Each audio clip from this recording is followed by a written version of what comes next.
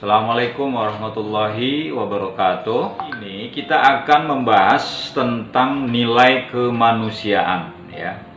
Kalau kita bicara tentang nilai kemanusiaan, kita akan membahas tentang nilai dulu ya.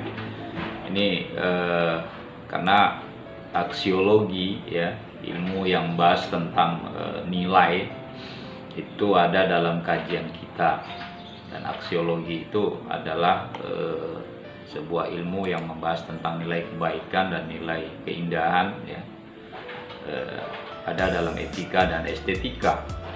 Lalu kita membahas tentang bagaimana nilai kemanusiaan dan seperti apa nilai kemanusiaan itu ya.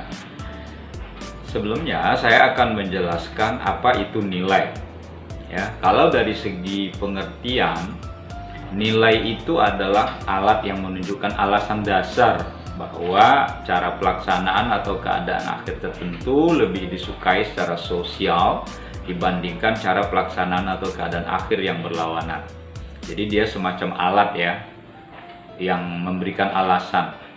Kamu bagus loh, kamu pinter loh. Nah, ada argumen yang kita gunakan alasan bahwa dia itu bagus, bahwa dia pinter.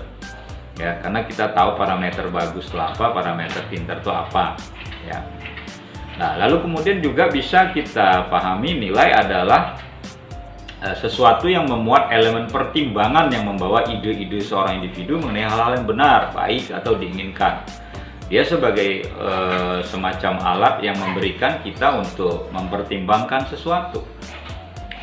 Menurut saya memberikan nilai apa ya untuk dia? Atau saya memberikan nilai berapa ya untuk dia gitu kan, atau saya memberikan nilai berapa untuk hasil kerja ini ya, seperti saya lah selaku dosen atau dosen-dosen yang lain atau guru, ustadz, kiai memberikan penilaian terhadap yang dididiknya. Nah, itu juga elemen pertimbangan. Nah, lalu kemudian ya, kalau kita bicara tentang nilai ini, maka tentu saja kita akan paham bahwa nilai itu adalah sesuatu yang penting jadinya bagi kita sebagai alat, sebagai elemen yang ada dalam kehidupan kita.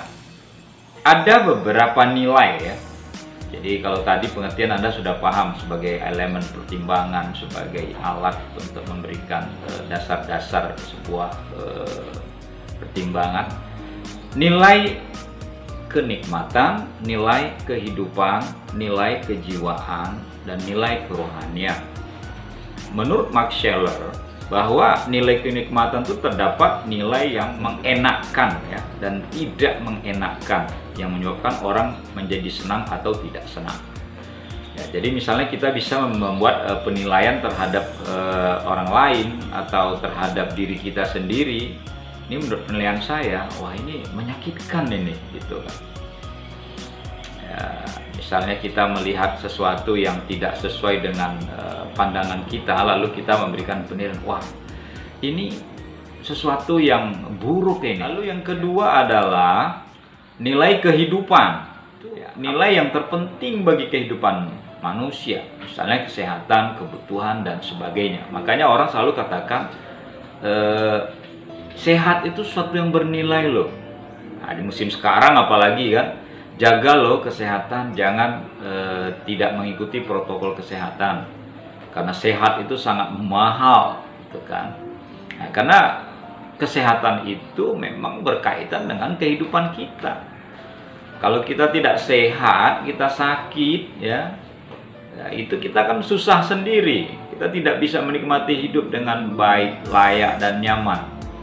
Sehingga sehat itu sekarang sesuatu yang terpenting kan. Lalu nilai yang ketiga menurut dia adalah nilai kejiwaan, yaitu tidak bergantung pada nilai kejasmanian, tetapi lebih cenderung pada nilai keindahan, kebenaran, dan pengetahuan murni yang dicapai dalam filsafat. Lalu yang keempat adalah nilai rohani. Ini nilai yang tertinggi, yaitu modalitas nilai dari yang suci dan tidak suci. Nilai semacam ini terutama dari nilai agama. Jadi agama itu bagi kita sesuatu yang bernilai. Makanya ketika orang beragama, orang merasakan dirinya tenang, Mungkin contoh sederhananya, banyak kan kita membaca, mendengar testimoni orang, wah saya dulu sebelum menjadi seorang beragama atau seorang muslim, hidup saya kacau, hidup saya tidak terarah. Tapi begitu saya menemukan Tuhan, ketika saya menemukan agama, hidup saya menjadi teratur dan saya merasa bahagia dengan itu semua. Jadi nilai rohani inilah yang dijaga oleh orang, termasuk ketika kita dalam beragama itu memberikan respect terhadap kegiatan-kegiatan keagamaan. Misalnya nilai rohani, kenapa kita marah sih agama kita dihina gitu? Kenapa sih kita marah kitab suci kita dibakar atau dijadikan oleh orang guyonan atau candaan? Karena kita tahu di situ ada nilai rohani, ya. Karena itu kitab suci, ya, namanya kitab suci. Tentu kita tidak ingin ada orang yang menodainya.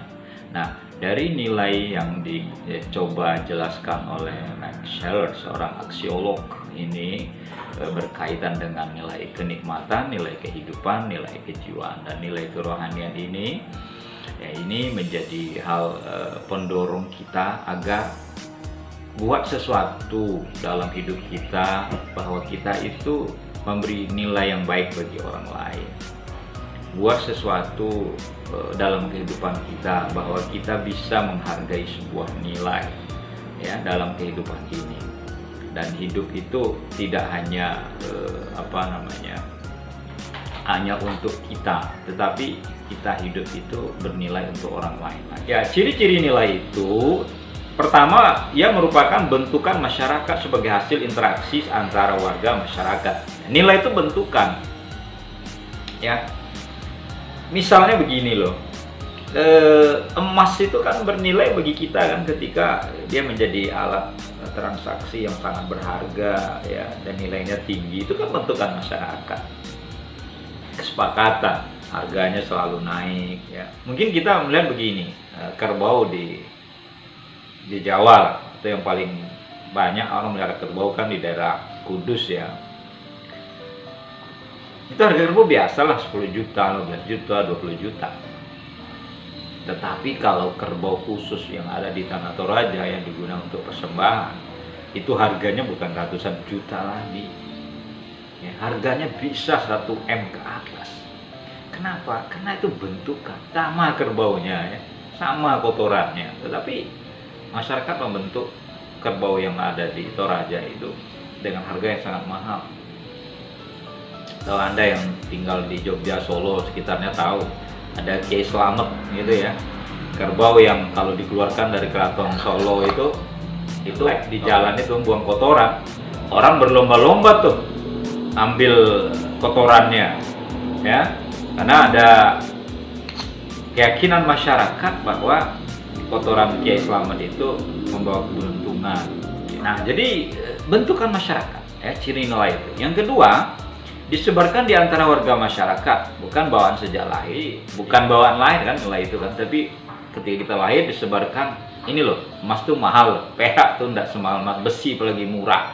Dan kita tahu kan, sehingga kita nganggap kalau nemu besi di jalan sepotong tuh nggak apa-apa. Tapi kalau nemu emas, waduh, sekecil apapun, wah ini emas mahal. Kemudian terbentuk melalui sosialisasi, ya, proses belajar, ya, seperti yang kita tadi itu, ya, kita sudah tahu itu betapa intan permata emas mahal itu kan karena itu. Kemudian merupakan bagian dari usaha pemenuhan kebutuhan dan kepuasan sosial. Ya, betul. Orang merasa dirinya berharga, bernilai, terhormat karena perhiasannya banyak, karena yang dia pakai mahal. Ada paling tidak 4 nilai-nilai kemanusiaan yang mesti kita miliki, ya. Apa itu? Yaitu nilai kebenaran, ya, kemudian nilai kebaikan, kemudian nilai kedamaian, dan nilai kasih sayang. Ya, 4 nilai ini mestinya harus ada pada diri kita. Ketika kita bicara tentang kebenaran, kebenaran itu bagi kita adalah sesuatu yang bernilai. Kita menganut agama, kita memeluk sebuah agama, karena agama itu bagi kita benar. Kita percaya dengan agama tersebut. lalu kita anut, ya kan? Lalu kita juga bicara tentang kebenaran omongan orang. Kita mengikuti omongannya karena kita percaya dengan omongannya. Saya kita mengikutinya. Maka yang kita cari selama ini tuh selalu tentang kebenaran. Kalian yang belum punya calon gitu kan, atau kalian yang sudah menikah, atau kalian yang akan menikah, kalian tentu ingin memastikan kamu benar nggak dicinta sama Mas gitu kan. Atau mbaknya nanya sama masnya, Mas benar-benar cinta nggak sih sama adik gitu kan. Karena kita tidak akan mau cinta palsu ya. Jadi kita tidak akan mau pura-pura cinta. Karena kita ingin yang sebenar-benarnya. Kita tidak ingin kebohongan. Dalam kehidupan kita apa saja. Uang palsu, janji palsu, alamat palsu. Kita tidak mau itu. Kecuali rambut palsu dan gigi palsu kali ya. Lalu ada nilai kebaikan. Ya, dan juga begitu. Kebaikan itu bagi kita adalah sesuatu yang bernilai. Ya. Ada nilai di situ ketika kita melakukan kebaikan. Ya. Orang menilai seseorang itu karena dia baik. Ya. Orang menilai seseorang itu karena dia perilakunya baik, ucapannya baik, sikapnya baik. Makanya kalau kita bergaul itu ya bergaul sama orang yang baik. Dalam bahasa agama itu kalau tombo hati itu kan bergaul dengan orang soleh. Soleh itu artinya kan solihun bahasa Arab. Ya, solaha madinya. Solihun isim fa'il yang artinya orang baik. Maka jadilah orang baik. Karena orang baik itu bernilai. Nilai baik maksudnya gitu loh. Ya, dia berharga di depan orang, di depan Tuhan. Maka kalau kita dalam nilai-nilai kemanusiaan, kita sebagai manusia jadilah orang yang memiliki kebaikan. Orang yang selalu menebarkan kemaslahatan bagi orang lain. Ya, bukan menjadi beban bagi orang lain, bukan suatu yang menyusahkan orang lain. Ya. Nah, belajar yang baik, bertindak yang baik, berdiskusi yang baik gitu ya, bermedsos yang baik, semua itu nilai-nilai kemanusiaan yang harus kita lakukan ya. Lalu yang ketiga adalah dinilai kedamaian. Peace itu penting, kedamaian itu penting ya. Seperti yang sekarang lah terjadi sama Rusia dan Ukraina. Pilihan perang itu bagi kita bukan pilihan yang baik ya. Bahwa betapa menakutkannya, betapa horornya perang itu ya. Kenapa? Karena kita ingin damai. Kita ingin hidup di dunia ini ingin damai. Dimanapun siapapun tidak akan ingin terjadi perang. Ya. Karena kalau perang itu sesuatu yang menghancurkan, destroy, ya, menghancurkan nilai-nilai kemanusiaan. Makanya dalam kehidupan kita bermasyarakat kita ingin hidup damai. Nah, bagaimana menciptakan kedamaian itu? Di mana kedamaian itu adalah sesuatu yang bernilai, maka kitalah yang berupaya melakukan itu semua. Ya, termasuk juga di dalamnya yang keempat adalah nilai kasih sayang. Nah, nilai kasih sayang ini artinya adalah ya kita melakukan semua itu untuk kebaikan kita semua, ya. Bahwa kita menebarkan kasih sayang kepada sesama kita. Gitu. Jangan sampai kita itu sesama kita itu yang ada kebencian, ya, hanya karena salah ucap, hanya karena kita orang kepleset ngomong gitu, atau orang ekspresinya kita lihat kelihatannya marah sama kita padahal belum tentu seperti itu. Makanya kalau kehidupan kita ini ingin damai, bagaimana kita menciptakan peranata sosial sebagai manusia agar hidup kita itu tertata dengan damai. Ya, karena banyak juga manusia itu sengaja menciptakan kehidupannya berantakan gitu kan. Ya, seperti tidak nyamannya lah hidup tidak dalam kedamaian itu. Karenanya sebagai manusia, ya, sebagai manusia dimanapun kita berada, kita akan selalu ingin hidup kita itu damai.